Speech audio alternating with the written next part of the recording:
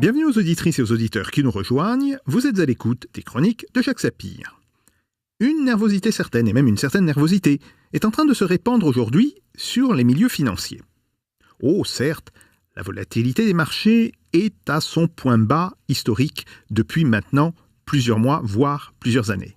Et pourtant, on peut se demander si l'ampleur des incertitudes qui existent sur différents points, que ce soit sur des pays ou sur des points de politiques économiques, justifie justement que cette volatilité soit aussi basse. Tout se passe comme si on se préparait d'une manière ou d'une autre à une nouvelle crise financière. Et pourtant, rien ne la laisse présager. Du moins, si l'on en croit de nombreux commentateurs. Ces derniers insistent sur la bonne santé de l'économie allemande, le retour à une certaine croissance dans la zone euro. Seulement, on voit aussi s'accumuler certains nuages noirs. Le premier de ces nuages vient, à l'évidence, de la situation de nombreuses banques européennes, car cette situation n'est pas bonne. Et cela est certes camouflé par la politique actuelle de la Banque centrale européenne. Mais si cette dernière interrompait, par exemple, son programme d'achat de titres, les taux remonteraient immédiatement et, à ce moment-là, le problème des dettes se reposerait avec une acuité particulièrement grande. Hors d'Europe, on constate aussi que la situation financière continue d'inquiéter, avec en particulier l'endettement des entreprises, des banques et des ménages, et la situation financière aussi des États-Unis n'est pas sans soulever de nombreuses interrogations. Alors, sommes-nous à la veille d'un nouveau krach ? Ou bien, les banques centrales ont-elles pris définitivement le contrôle de la sphère financière et ont-elles les moyens de noyer tout incendie avant même que ce dernier ne se propage ? C'est bien l'une des questions que nous allons nous poser aujourd'hui dans cette émission. Et pour discuter de ces différentes questions, je reçois donc aujourd'hui Jean-Michel Nolot, ancien banquier, ancien membre du Collège de l'Autorité des marchés financiers, auteur d'Éviter l'effondrement aux éditions du Seuil, et Charles Gave, économiste et président de l'Institut des libertés. Bonjour Jean-Michel. Bonjour Jacques. Bonjour Charles. Bonjour. Donc messieurs, la première question c'est: comment faut-il apprécier cette espèce de situation de calme, de vrai calme ou de faux calme, c'est justement toute la question, dans laquelle on se trouve aujourd'hui? Est-ce que c'est une situation normale ou est-ce que c'est une situation anormale? Charles Gave. Écoutez, tout est anormal dans la situation actuelle. L'intervention des banques centrales est anormale, aucun traité n'a été respecté, les banques centrales maintenant ont des bilans qui sont lourdement chargés d'obligations. Et ce qui se passe dans le monde entier, et en particulier en Europe, c'est que pour qu'un système capitaliste fonctionne, comme le disait Schumpeter, il faut qu'on ait des prix de marché. Ça paraît idiot, mais on n'a aucun prix de marché ni pour les taux d'intérêt, ni pour les taux de change partout en Europe. Comme ces deux prix déterminent tous les prix derrière, si vous voulez, le prix d'une bouteille de Coca-Cola est déterminé à l'arrivée par le taux de change et le taux d'intérêt. Donc aujourd'hui, nous avons un système qui fonctionne sans prix de marché. Et donc, les gens sont un peu perdus, les entrepreneurs comme les autres. Donc, la quasi-totalité des entreprises cherchent à faire monter au maximum leur cash. Et puis c'est tout. Ce qui veut dire que les banques se retrouvent dans une situation curieuse, puisque vous mentionnez les banques, c'est-à-dire qu'elles n'ont plus personne à qui prêter de l'argent. Je crois que les 500 premières sociétés européennes se retrouvent toutes en cash flow positif, c'est-à-dire qu'elles n'ont pas besoin des banques. Et donc on se retrouve dans un monde qui est complètement curieux, où dans le fond les seuls qui sont vraiment en déficit sont les États, que ces États sont financés par les banques centrales à taux zéro, et que ça peut durer toujours, puisque la seule chose qui soit dans le budget, c'est le service de la dette. Si vous servez votre dette à 0%, par définition, le budget de l'État n'en ressent rien. Donc on est dans un monde un peu irréel, mais ça peut durer. Jean-Michel Nolot. Le calme des marchés auxquels vous faites allusion me rappelle étrangement les années 2006-2007, en tout cas jusqu'au printemps, où l'indice de volatilité des marchés, c'est-à-dire l'indice de stress des marchés, des investisseurs, était effectivement à son plus bas historique. En 2006 jusqu'au mois de mai 2007, on était aux environs de 10. Et puis un an plus tard, au lendemain de la faillite de Lehman, on est monté entre 60 et 80 au plus haut historique. Et qu'est-ce que ça veut dire quand la volatilité des marchés est faible, comme vous le dites? C'est tout simplement que les investisseurs ne voient aucun facteur de risque. Et c'est une situation qui est très étrange. Lorsque Vous regardez l'évolution des indices boursiers dans la période récente. On n'arrête pas de battre des records. Robert Shiller, qui est le prix Nobel d'économie américain, qui est spécialiste depuis 10 ans de l'évaluation des marchés et qui avait prévu la crise de 2007, dit qu'aujourd'hui, ce qu'on appelle le price earning ratio, c'est-à-dire le taux de multiple des profits des grandes entreprises américaines. Ce ratio est à 30. Officiellement, il est à 25. Lui estime qu'il est à 30. C'est-à-dire au niveau de la veille de la crise de 1929. Alors certes, c'est un ratio qui est encore un peu inférieur à la période 2001-2002, mais qui est à un niveau très élevé.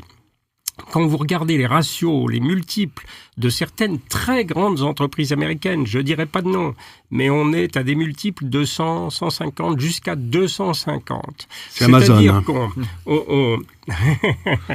Je voulais pas citer de nom. Et cela me rappelle là aussi, étrangement, la période qui a précédé le krach de 2001-2002. C'est-à-dire que les analystes, à l'époque, faisaient leurs études sur la base de multiples de chiffres d'affaires et non pas de profit. Et alors, si vous regardez, pour vous montrer l'hypertrophie de la sphère financière par rapport à l'économie réelle, l'évolution de ces indices boursiers sur une plus longue période, c'est-à-dire 1950 à aujourd'hui, et que vous coupez en deux périodes cette très longue période. On sait que le dérèglement de la finance est intervenu à partir des années 80. Vous faites 1950-1980, vous avez aux États-Unis un PIB qui est multiplié par 3, le Dow Jones est multiplié par 4. Vous prenez la période suivante, le PIB américain est multiplié par un peu plus que 2 et le Dow Jones est multiplié par 30. Alors, il peut y avoir des explications rationnelles à ça. Le fait, par exemple, que les multinationales ne payent pratiquement plus d'impôts puisqu'elles délocalisent en permanence les profits. Le fait qu'elles vont chercher les centres de production les plus avantageux. Il y a des facteurs, mais qui restent très marginaux par rapport à l'explication essentielle, à savoir l'hypertrophie de la finance. Et moi, ce qui me préoccupe énormément comme ancien régulateur, et pour m'être investi dans tous les textes de régulation européens et américains, c'est qu'on n'a pas fait le travail de correction de cette hypertrophie de la finance, si vous voulez. On s'est à chaque fois arrêté en chemin dans les réformes. Donc aujourd'hui, si on ajoute ce qu'évoquait Charles Gave à l'instant, la politique des banques centrales, on est dans une situation historiquement inédite. Et alors, c'est un calme qui me fait très peur.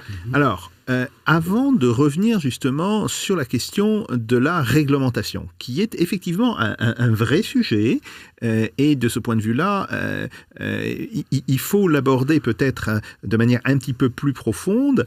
Je voudrais revenir sur la question de comment vous appréciez la politique des banques centrales. On a vu ces derniers jours que la Banque centrale américaine, la Réserve fédérale, a repoussé disons, ou l'extrême fin de l'année ou le début de l'année prochaine, toute perspective de remontée de ces taux. La Banque centrale européenne, en fait, fait à peu de choses près d'eux-mêmes. Elle se décide de ne pas commencer à réduire dès maintenant ses volumes d'achat. Bon, bref, on est dans des situations où on voit très bien que les banques centrales souhaiteraient changer de politique, mais ne peuvent pas le faire. Donc, qu'est-ce que ça nous dit sur la situation économique ? Charles Gave. Écoutez, c'est une question extrêmement importante, parce qu'encore une fois, il faut essayer de diviser le problème pour essayer de voir où est le vrai problème. Vous avez deux politiques qui ont été suivies, celle des taux d'intérêt zéro et celle de l'accroissement quantitatif de la monnaie, c'est-à-dire remettre plus d'argent dans le système. Quand une crise financière se produit, il est d'usage que ce qu'on appelle la vélocité de la monnaie, c'est-à-dire le nombre de fois où le billet de banque change de main, littéralement, s'écroule, parce que les gens ont la trouille et ils se mettent ça dans leur matelas. Bon, c'est très bien. Donc dans ce cas-là, une banque centrale qui remet de l'argent, c'est pour compenser en quelque sorte la baisse de la vitesse de circulation de la monnaie, c'est parfaitement logique. Et j'ai toujours été favorable, c'est ce qu'aurait dit Irving Fisher en 1934, à une augmentation de la masse monétaire quand la vélocité s'écroule. C'est la chose normale à faire, c'est le bon boulot de banque centrale. Quand vous mettez des taux d'intérêt à zéro, ça veut dire que vous donnez une prime extraordinaire à ceux qui ont des actifs par rapport à ceux qui travaillent. Je m'explique, ceux qui ont des actifs peuvent emprunter contre les actifs, donc ils empruntent, ils achètent d'autres actifs dont les prix montent, donc des taux d'intérêt à zéro font que le prix des actifs existants monte, mais qu'il n'y a pas de nouveaux actifs créés, c'est-à-dire que la productivité de l'économie baisse, et ce qui tape sur les petites gens. Donc une politique d'intérêt zéro, c'est une politique, pour être brutale, qui est favorable à Goldman Sachs et défavorable aux petites gens. Donc on suit depuis 10 ans une politique fondamentalement favorable aux riches et fondamentalement défavorable aux pauvres. Et ça nous amène à des problèmes politiques avec la montée des populismes partout. Donc, quelque part, les banques centrales, en favorisant les riches, sont en train de foutre en l'air le capitalisme, qui est une façon de prendre des risques. Et celui qui prend des risques a de l'argent, celui qui prend des risques et qui perd. On a bâti un système où si ça marche, c'est pour le riche, si ça marche pas, c'est pour le pauvre. Ce qui n'est pas acceptable d'un point de vue économique. C'est une saloperie. Alors, Jean-Michel Nolot. Et c'est comme ça que 8 personnes aujourd'hui, et non plus 65 comme il y a 1 an ou 2 ans, détiennent la même richesse que la moitié de la population mondiale. Mais exactement, mais c'est la conséquence des politiques suivies par les banques centrales. Et peut-être pour remettre en perspective et compléter ce qu'a dit Charles Gave sur la politique des banques centrales, je voudrais quand même rappeler pour les auditeurs que normalement la création monétaire, elle est le fait des banques commerciales. Naturellement, sous la supervision, la tutelle des banques centrales qui font varier les taux d'intérêt. En fait, c'est une création du crédit. Oui, voilà. Tout à fait. Mais à chaque fois qu'une banque consent un crédit, elle crée de la monnaie. Et on a vu à la fin des années 90, entre 96, date où Greenspan dit « attention, les marchés sont survalorisés », et puis l'éclatement 2001, eh bien que des taux d'intérêt qui étaient restés sur un plateau ont provoqué des catastrophes. La banque s'est prise trop tard. En 1929, la même chose. La banque a remonté les taux d'intérêt beaucoup trop tard. Et aujourd'hui, on est dans une situation entièrement nouvelle. C'est-à-dire que ce sont les banques centrales elles-mêmes, avec ces politiques de quantitative easing, qui créent énormément de la monnaie, injectent une masse de liquidités considérable. Et jusque-là, sur le plan de la théorie économique, on considérait effectivement que le devoir des banques centrales, ce qu'elles ont très bien fait en 2008, était d'intervenir pour redonner confiance au marché lorsqu'il s'effondrait. Mais temporairement. Mais voilà, c'était une intervention sur 1 ou 2 ans. Au moment du krach de 2007, je crois même que c'était sur quelques mois. Bon, là, on est dans une situation complètement atypique, jamais vue sur le plan historique, où pendant 8 ans, la Banque centrale américaine a maintenu des taux entre 0 et 1%, alors même que la croissance économique était en moyenne de 2% et que l'inflation était entre 1 et 2%. Donc c'est une situation qui est complètement atypique. Aujourd'hui, parce que pour répondre à votre question, Jacques, on peut dire que les banques centrales sont piégées par cette politique. Et alors, Patrick Artus cite souvent l'exemple du Japon, mais il dit le Japon aujourd'hui ne peut plus augmenter ses taux d'intérêt, sinon il fiche en l'air le système. C'est une situation extrêmement grave. Le résultat, c'est qu'on a des bilans de banques centrales aux États-Unis, Royaume-Uni, Japon, Chine, et bien sûr zone euro, avec cette politique depuis 2015, des bilans qui sont extrêmement lourds pour les banques centrales. La Banque centrale américaine, donc, se sent aujourd'hui obligée de réduire son bilan. C'est ce qu'elle doit annoncer.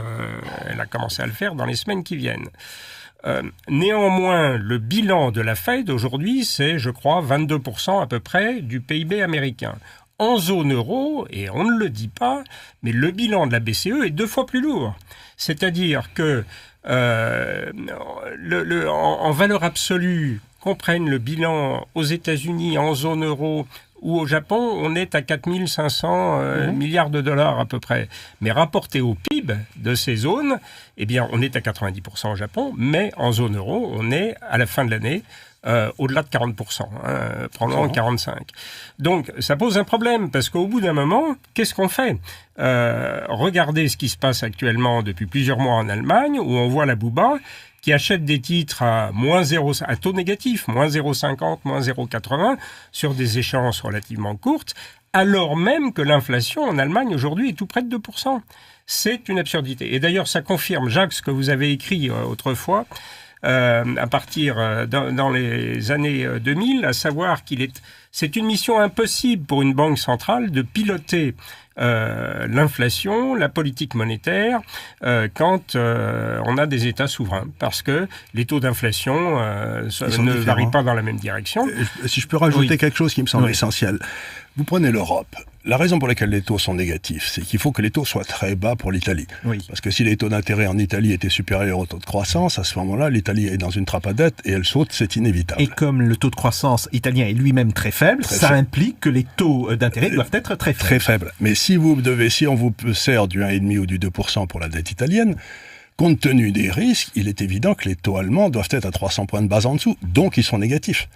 Et donc ça vous amène à une imbécilité tout à fait remarquable, parce que quand j'étais étudiant, on m'a appris que les taux d'intérêt, ça servait grosso modo à compenser contre l'incertitude du futur. C'est ce que vous devez enseigner à vos élèves. Tout à fait. Bon, mais si vous avez des taux négatifs, ça veut dire en termes philosophiques que le futur est plus certain que le présent. Oui. Ce qui est une imbécilité logique. Donc nous sommes gouvernés aujourd'hui par des banques centrales en fonction d'une imbécilité logique. Et ça peut bien se terminer, ça peut mal se terminer, mais je prétends que personne n'a la moindre idée de la façon dont ça va se terminer. Parce que comment prévoir logiquement une imbécilité logique ? Tout à fait.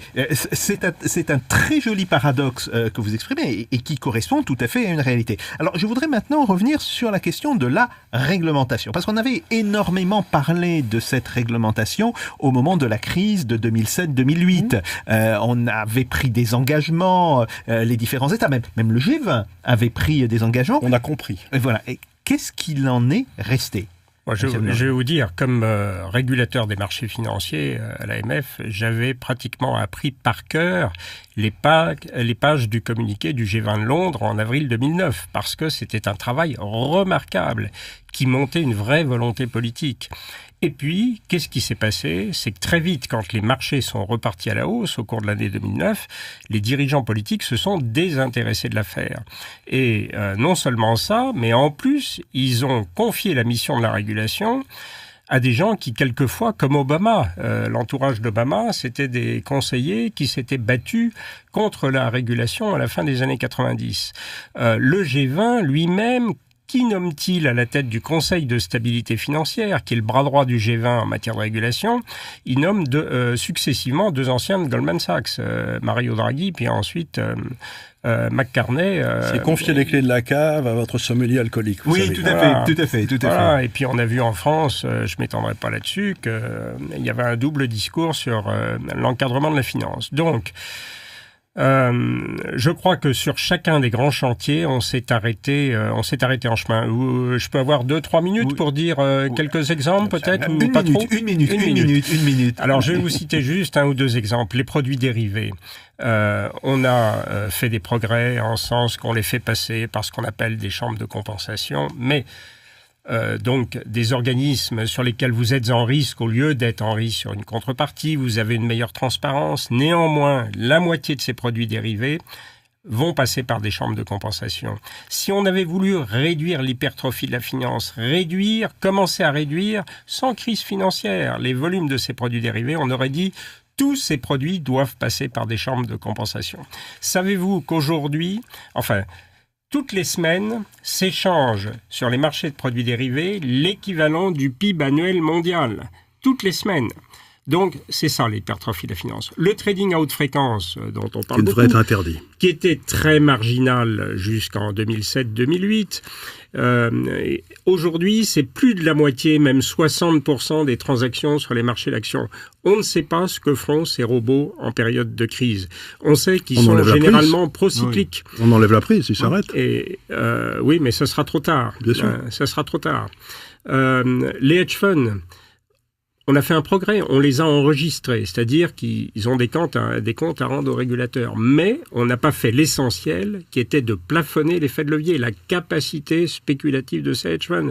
N'oublions pas qu'en mars 2008, un hedge fund qui gérait des sommes modestes, 700 millions de dollars, a envoyé Bear Stearns au tapis.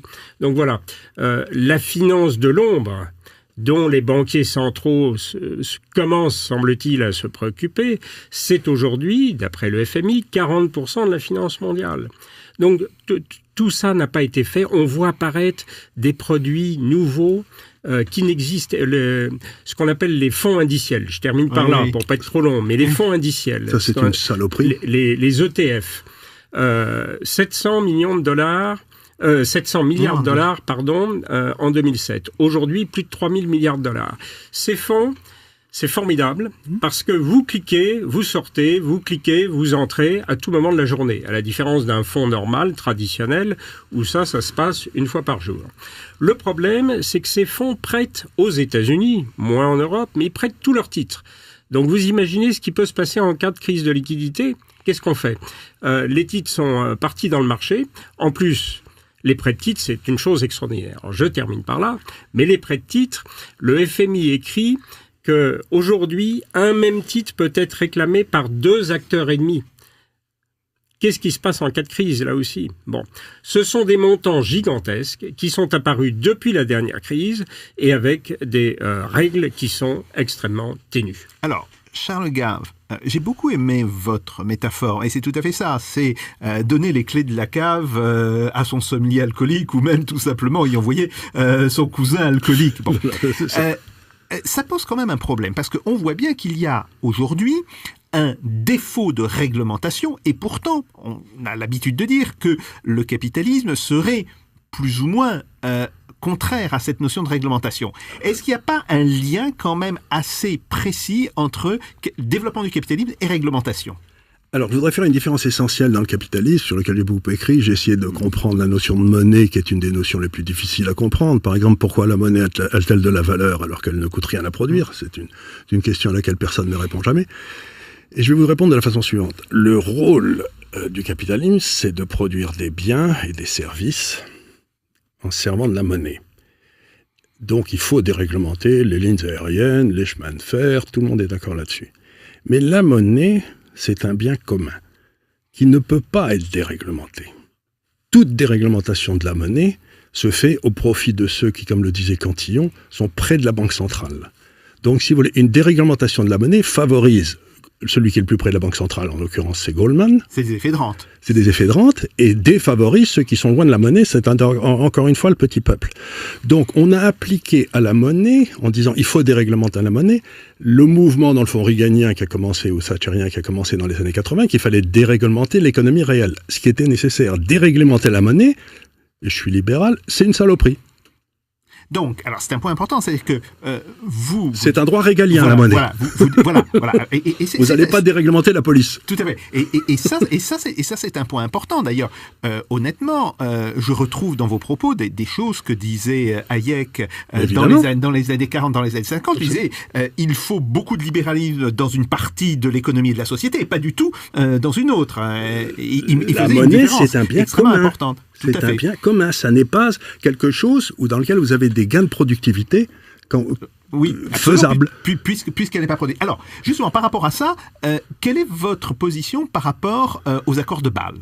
Est-ce que vous pensez que les accords de Bâle sont positifs ou négatifs ? Rapidement, Charles Gave et après Jean-Michel Nolot. Les accords de Bâle, si vous voulez, pour moi, la seule vérification du capitalisme, c'est la faillite. Un capitalisme sans faillite, c'est comme le catholicisme sans enfer. Vous savez, c'est des trucs qui ne marchent pas. Donc, on a monté un système où le système bancaire ne peut pas faire faillite. Et on essaye d'enlever cette espèce de croyance en le réglementant à mort. Ce qu'il faut, c'est casser les grandes banques, les mettre, la BNP l'a changé en 20 différentes banques, et que chacune de ces banques puisse faire faillite. Parce qu'aujourd'hui, too big to fail, c'est un crime contre l'humanité.